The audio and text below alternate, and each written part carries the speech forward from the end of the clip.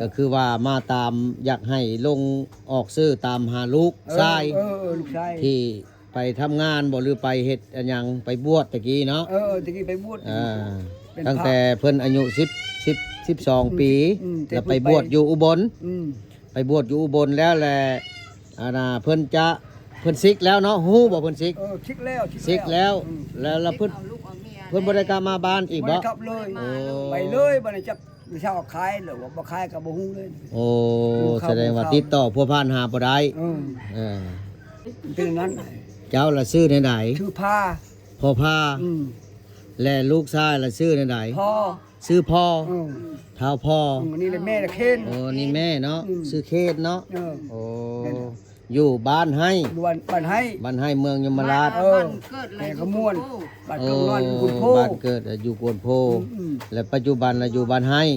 พาเวียงเมืองยมราชแขวงขมวนแม่นที่หันบังโอ้นี้แม่นลูกเจ้าเนาะลูกชายเจ้าเพิ่นบวชนี่บวชแต่จักปีก่อนหับชมคลิปฝากกดไลค์กดแชร์และกดติดตามทางช่องเพจและ Facebook หรือช่อง YouTube คำมั่นวิถีลาว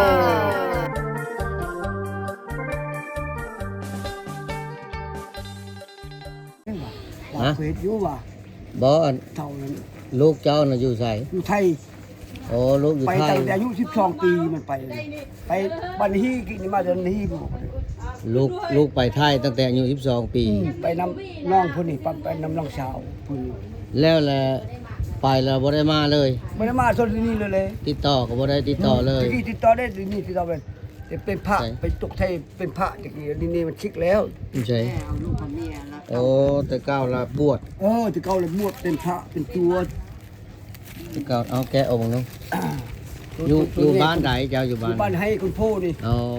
บ้านให้ลูกเลยอยู่ในนี่แหละอ๋อในหันบังนี่หันบังเบอร์อื่นก่อนมาดูที่หันบังโอ้นี้แม่นลูกเจ้าเนาะลูกชายเจ้าเพิ่นบวชนี่บวชแต่จักปีมันหลายปีแล้วฮู้ได้อยู่ไทยผมบวชไปบวชไทยทุกว่า5ที่บ้านเลยไปนำชาวนั้นไปนำเมียนี่อันนี้แม่นเพิ่นบวชอยู่ไทยเพิ่นอันนี้อยู่ไทยเพิ่นเลยเพิ่นไปทำอิฐแล้วเพิ่นบวชท่งสินั้นตะบุไปออกจากบ้านไปตั้งแต่อายุเพิ่น12 ปีแต่ฮู้ข้าวอยู่ตอนเพิ่นบวชนี่เนาะฮู้อยู่ว่าฮู้เบอร์มีเบอร์ตะกี้แล้วบ่เห็นเบอร์แล้วประมาณ10ปลายปีแล้วเป็นโอ้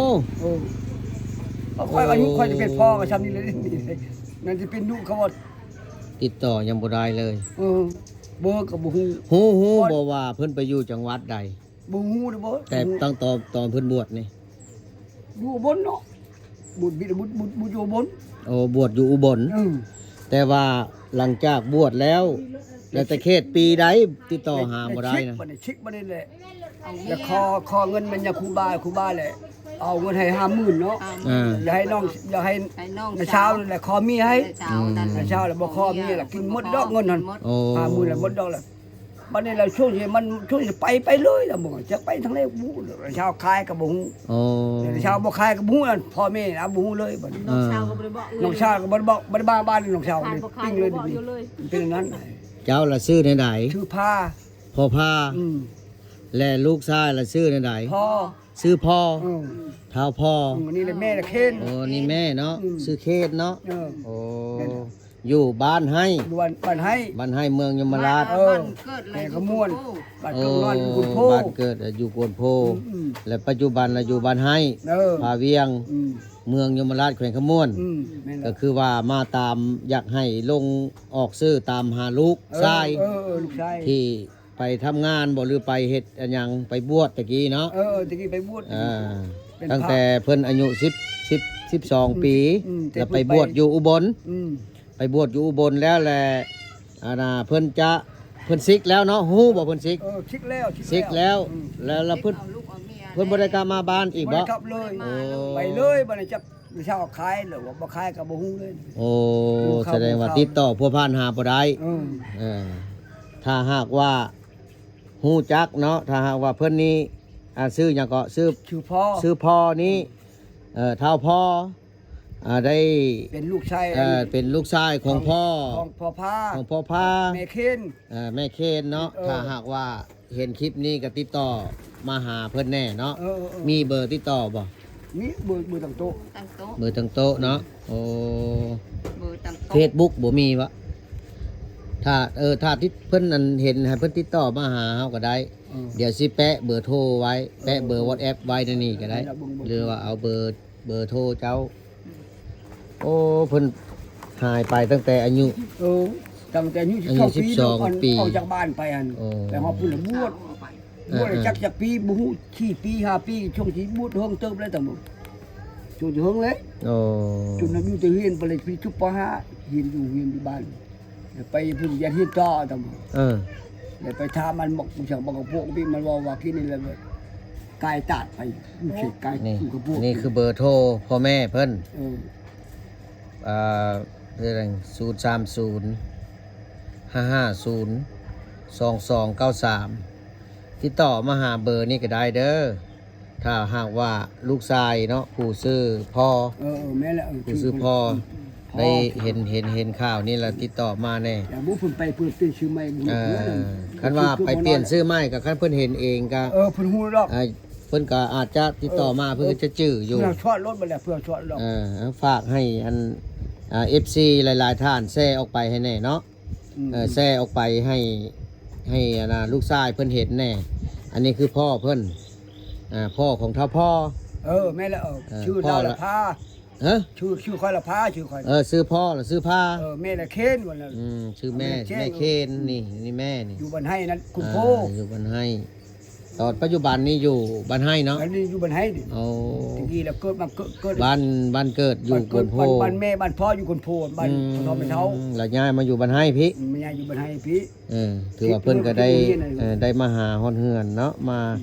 ให้ออกซื้อให้แน่ลงข้าวให้แน่ว่าซั่นซะ เพิ่งเจ้าไว้ได้คุณควาย พ่อพา ไปบ้าเลยกินไปบ้าบัด มาตามหาลูกผู้ซื้อพ่อโอเคนี่ฮูบพี่น้องฮูบผู้ซื้อพ่อนี่อันนี้คือลูกชายเพิ่น เป็นพระ ตั้งแต่อายุ12 ปีที่ว่าเพิ่นหายตัวออกจาก บ้าน ไปบวชอยู่อุบลไปบวชอยู่อุบลนี่ฮู้บ่เพิ่นไปบวชจักปี บูฮูก็บูฮูตัวนี้เขา โมโหเลยได้ฮูบนี่มาน้ำไผ ฮูไปเลย มานะคอยท่าอยู่ มานำพี่น้องคนนี้ ผู้ไปนำเดียวนั่นละมาแล้วเดี๋ยวนี้เนาะ โอ้เดี๋ยวมาเลย บ่ได้มา บ่ได้มาเดี๋ยวน้องเพิ่นบ่ได้มาเลย ไปน้ำนกชาว ไปน้ำชาไปน้ำน้อง ไป ชาวคนนี้ ไปน้ำน้องสาวเจ้า ทำนกชาวเรานั่น ชื่อคำผู้นั้นก็ไม่ได้มาอีก บ่ได้มาเลยมัน แสดงว่า2 คนนี่แหละถือว่าที่ว่าติดต่อบ่ได้เลย บ่ได้เลยดินี่ 2 คนสุลูกสาวเจ้าชื่อใด น้องชาว ๆน้องสาวเจ้านั่น ค นางค ำน้องค ำนามสกุลนี่ใดฮู้นามสกุลบ่ฮู้เนาะ ำอันมีเพิ่นนี่แหละบอกขอโทษพายุบักคิวบักเชียงบ่ทอไม่ทอเนาะแม่เลยนักพ่อเลยมีนั่นเพิ่น บ่ฮู้นาม จะ ส เอาทั้ กุ ง ล พ่อก็ได้เอาทั้งแม่ก็ได้นามสกุลแม่ของเพิ่น แสดงว่านามสกุลระบบจื่อแต่ว่าซื้อลูกหัน กับน้องเมียนี้กับเช้า ลูกน้องสาวเจ้าละซื้อคำลูกชายพ่อนี่ละซื้อพา แม่น โอ้ แม่และแม่เคนและแม่ แม่เคนอันนี้เนาะ แสดงว่าบ่ได้ติดต่อมาเมื่อทั้งสอง บ่ เล ได้ ย ฮู้เลยบ่ฮู้เท่าดินปานนี้เลย โอ้ แต่ก่อนแต่มันยังบวชมันยังเป็นพระเป็นชงเลย มีอยู่เบอร์เพิ่นนี่แม่มีโทรอย่างเดียวอยู่ โอ้ บัดนี้โดนไปแล้วประมาณมงแปกว่าปี10 ปีเพิ่นทำประมาณมงเลยบัดนี้ชิกไปเลยครูบาแล้วเอาเงินให้เนาะ50,000แล้วเอาเงิน50,000แล้วไปให้น้องชาวเพิ่นให้นะชาวขอเมียให้เดี๋ยวนะชาวแล้วบ่ขอเมียแล้วลุ่มรวยไปกินหมดดอกเงิน50,000 โอ้ แล้วจักอันมันน่ะลือว่าเครียดนะชาวเลยบ่ไป ไปเลยบ่หรือว่าเช้ามาขายกับบ่ฮู้ อื อ๋อ ม เมื่อกี้มันไปเอาเมียเลยเอา อย่า เมีย ไปอย่าไปเลยเอาเมียเลยตำก็ไปบ่ฮู้อันนี้ก็บ่ฮู้เลยบัดนี้แล้ว เอาเลย เออ ตัวดองนั้นเราค่อยแต่งเอาเลยดองคำว่าเมะมันตายแล้วพวกมันตายหมันแล้ว อืม เช้าพี่ตายแล้ว เออ เช้าเป็นพัวไปนานแล้วไปบ่ไป เออเออเออ เพราะผมไม่ตายแล้วโอ้ พี่ เนาะ มีตายแล้วเขาก็คนพอแล้วดองกับคุณ บ่เลยรู้บ่ทนอีกบัดเขาไม่เชื่อมันบ่ทนเลยไปเดียวเลยไปเลยแล้วบัดยิ้มรถได้เนาะ เรื่องราวมันก็เป็นอย่างนี้เนาะ ไม่ได้ ถือว่าให้พี่ให้น้องเนาะถือว่าจงเมตตาช่วยแซ่ให้แน่แซ่ออกไปให้เพื่อนเห็นเนาะเพราะว่าพ่อนี่ถือว่าติดต่อบ่ได้คิดฮอดลูกฮอดเต้าก็บ่เห็นหน้าเลยถือว่าได้หลายปีแล้วตั้งแต่หายตัวออกไปเนาะตั้งแต่อายุ12 ปีแล้วไปบวชอยู่จังหวัดอุบลแต่บ่ฮู้ว่าวัดหยังเพิ่นบวชแต่เดี๋ยวนี้เพิ่น บ่ฮู้ตัวบัดนี้ไปบ่ทันนั่น คือว่า อีท่าว่าตัวมาแล้วบ่ทันมันแล้วบ่เมื่อวานนี้บุญโตบ่ทันเห็นหน้าลูกมันมาคือมื้อนี้มันเป็นเดือนอยู่นั่นท่าอุเทนมานะใช่มาท่าอุเทนมาลิ้นอยู่หั่น ลิ้นหั่นนอนวัดนั่น กลับเมื่อ มั่วจังมือใช่มือ โอ้สงสัยยันเอาเมียแล้วก็บ่จัก เอาแล้วเมียเอาแล้วเมีย ฮู้ข่าวแล้วว่าเอาเมียเนาะ ยินทำมันบอกว่าค่อยไปเวียกอยู่พุ่นอยู่ไทยเลยมันบอกกายตัดไปพุ่นเลยไปในหัวหน้าพุ่นไปเวขึ้นเราเลยเวชื่อนำชื่อในขึ้นเลยมอนเลยถามมันบอกคืนทำเจ้ามันใช่มันจะเล่าว่ามันตอบมันกระพุ้ตอบบอกมันจะเล่าเจ้าเด้คอยก็มันจะเล่าถึงว่าคอยปังไปตั้งแต่อายุ12 ปีทางบ้านนี่แหละบริเมืองบ้านนี่แหละแล้วมันได้ทำคืนว่าชื่อเจ้าได้เท่านั้นแหละมันได้ทำคืนมันได้ทำคืนต้องไปทำคืนเท่านั้นแหละแต่บ้านเกิดมันนอนอยู่คุณโทมันบอกมันตอบมันนี่ตอบอยู่ บ่มีไผไปคุณโทนะ บ่มีใครเข้าเวียงมา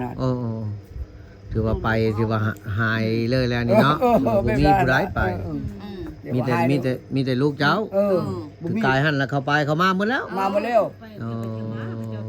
ไปกับไปดำปีดำ2 ปีเข้ามาไปดำเดือน2 เดือนเข้ามาแบบนั้นข้อก็ช่องเดือนก็ไปหมดแล้วไปไทย2 เดือนเต็มไปตามหาลูกแล้วบ่เห็นก็ไปมื้อยตั้งไปหาเงินกับแม่ไปลิ้นกับแม่ไปหาลูกกับแม่มื้อยเขาติดอยู่พม่าก็ไปโฮบนี่เลยนี่โฮบนี่ขึ้นตั้งแต่ปี 2005เพิ่นถ่ายตอนปี 2005โฮบนี่ยันเม่น2005เดี๋ยวนี้ก็จน2026ล่ะโอ้ได้หลายปีแล้วล่าก็ยังเป็นบ้าวแล้วลบบ่ไม่มันเป็นเศร้าไปปีแล้วเนาะนั่นนี่21แล้วเนาะได้21ปีแล้วตั้งอันโฮบนี่แหละเป็นไผเอามาให้ค่อยนี่ไปเจ้าไปฮอดปังน้ำพิบูลไปเคยพอดีว่า ปังน้ำพิบูลไปแล้วล่ะเขาฝากฮู้ให้เฮานั่นที่เทนกอกนี่พอดีพี่น้องเพิ่นเทนกอกนี่จะมูแล้วโอ้ได้หลายเป็นน้องมันก็เคยได้เพมีก็มีดิพูดได้หลายปีแล้วตั้งแต่ปี2005เป็นไอ้มือหมดนี่เพิ่นถ่ายรูปนี่วันที่20นี่อันน่ะวันที่2เดือน9แม่นบ่นี่เด้อที่29เดือน2ปี2005นี่ชื่อวัดมีบ่อยู่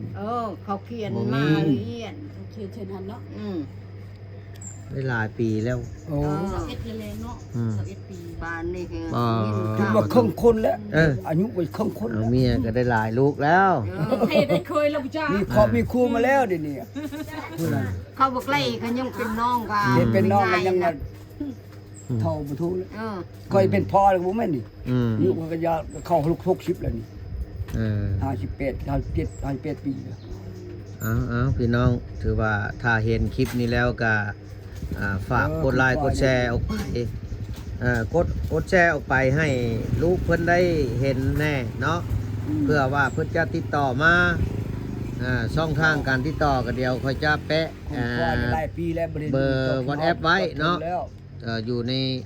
หน้าจอนี่แหละ ถ้าว่าติดต่อมาทางเฟซบ่ได้ก็ติดต่อมาทาง WhatsApp ก็ได้เนาะ ทำนี่ละบ่มัน เดี๋ยวจะไป